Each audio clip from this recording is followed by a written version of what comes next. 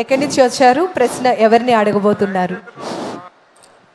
Good evening to all. Sir, నేను CM గారిని ఒక చిన్న ప్రశ్నను అడగాలనుకుంటున్నాను. అడగండి మేడం. Thank you sir. నమస్తే సార్, నా పేరు రఘుపతి ప్రవీణ, మాది చిత్తూరు జిల్లా. I feel very glad on behalf of all DSE aspirants. Thank you so much sir for giving this very great opportunity. You really made our dreams true sir. నాకు పీజీటీలో 7th rank వచ్చింది, zone 4 స్టేట్లో 11th rank వచ్చింది sir. Thank you so much sir. Lokesh sir, thank you so much sir. Sir, ప్రశ్న ఏంటంటే, మీరు ముఖ్యమంత్రిగా బాధ్యతలు స్వీకరించాక మీ మొదటి సంతకం మెగా డిఎస్సి ఫైల్ మీద ఎందుకు పెట్టాలనుకుంటున్నారు? పెట్టారు, సారీ.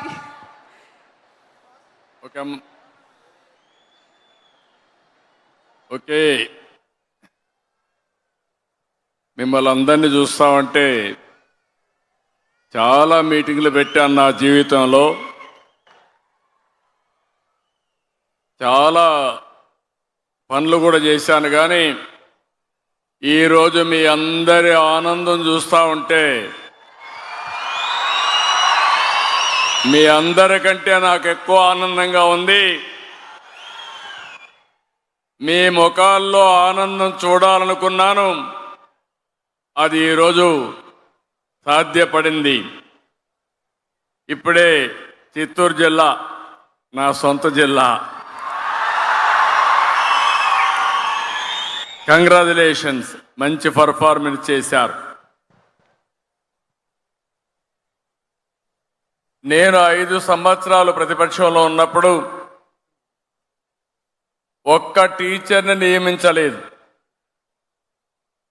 నియమించకుండా క్వాలిటీ ఆఫ్ ఎడ్యుకేషన్ పెరిగిపోయిందని తప్పుడు ప్రచారం మొదలుపెట్టారు. నేను ముఖ్యమంత్రి అయిన మొదటి సంవత్సరం నుంచి విద్య పైన శ్రద్ధ పెట్టాను.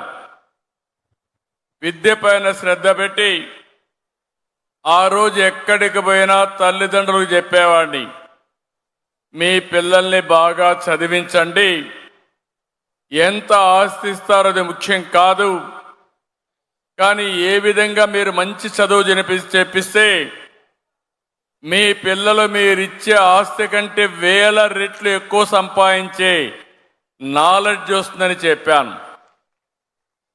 నేను ఆ రోజు చాలా మందికి చెప్పాను ఐటీ చదవమని.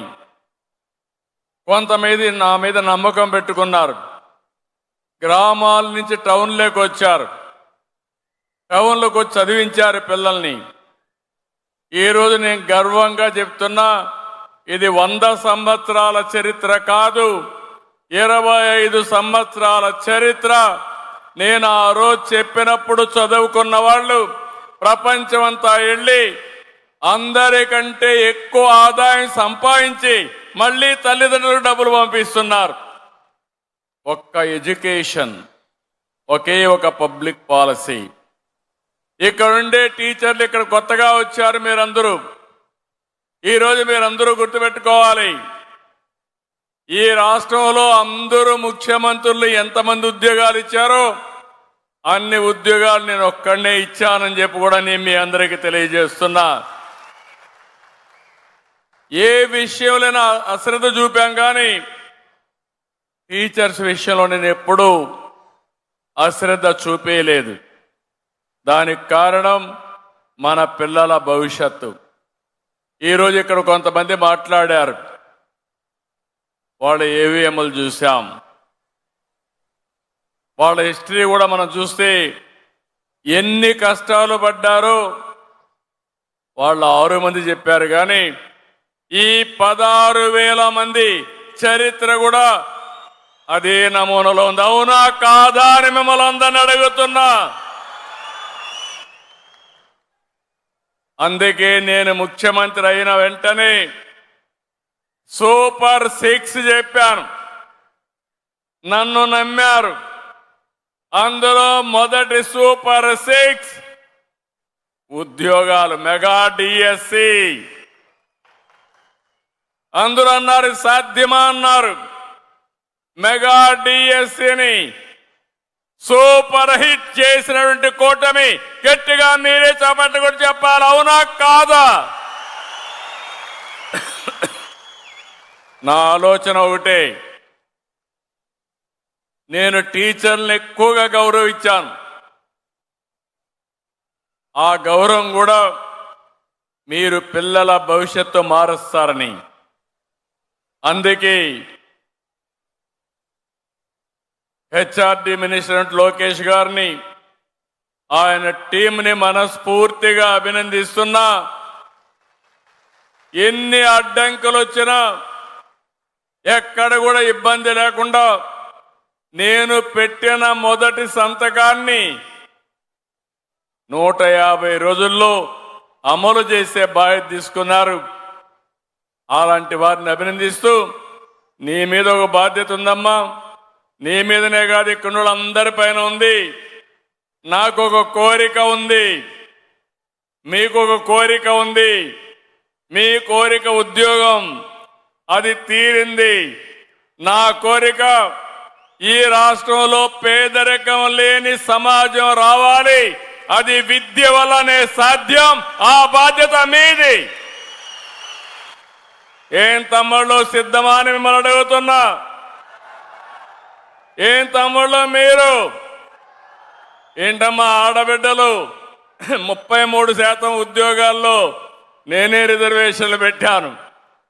అందుకే ఈరోజు మీటింగ్లో చూస్తే మగవారి కంటే మా ఆడబిడ్డలే ఎక్కువగా కనపడొస్తున్నారు. కంగ్రాచులేషన్స్ మహిళలందరికీ. చదువు విషయంలో కూడా మనం ఒకసారి ఆలోచిస్తే ఆడవాళ్లే బాగా చదువు చెప్పగలుగుతారు. ఈరోజు మా లోకేష్ గారికి కూడా నేను ఎప్పుడు చదువు విషయంలో పట్టించుకోలేదు. మా మిస్సెస్ అన్నీ చేసింది. ఒక్కరోజు కూడా నేను ఆయనకు స్కూలు కూడా ఎక్కడ చదువుతున్నాడో అది కూడా నాకు తెలియదు. నేను ప్రజల కోసం పనిచేస్తే ఫ్యామిలీ బాధ్యత తీసుకుని వీళ్ళని చదివించే బాధ్యత మా మిస్సెస్ తీసుకునింది. నాకు ఒక నమ్మకం, పిల్లలకు బాగా చదివి చెప్పే శక్తి ఆడబిడ్డలకు ఉంటుంది. అదే మరి మగవాళ్ళు కూడా మీరున్నారు. నేను మిమ్మల్ని అందరినీ కించపరచడం కాదు, కానీ జీవితంలో మనం గుర్తుపెట్టుకున్నది టీచర్ని. ఇప్పుడు కూడా నాకు గుర్తున్నాడు మా భక్తవత్సలం టీచర్ అని చెప్పి నేను మీకు తెలియజేస్తున్నా. ఇది ప్రగాఢమైనటువంటి నమ్మకం. ఏం తల్లి, బాగా పనిచేసి మంచి పేరు తీసుకురావాలి. మీ మీద నమ్మకం కోసం మొదటి సంతకం పెట్టాను. ఈ మొదటి సంతకం 2047 ఆంధ్రప్రదేశ్ని స్వర్ణాంధ్రప్రదేశ్ దేశంగా ఈ విద్యా వ్యవస్థలో మార్పులు తెచ్చే విధంగా మీరు పనిచేయాలని మరొక్కసారి మీ అందరికీ పిలిపిస్తూ చేస్తారని చెప్పి ఆశిస్తూ అందరికీ నమస్కారాలు. Thank you. ధన్యవాదములు సార్.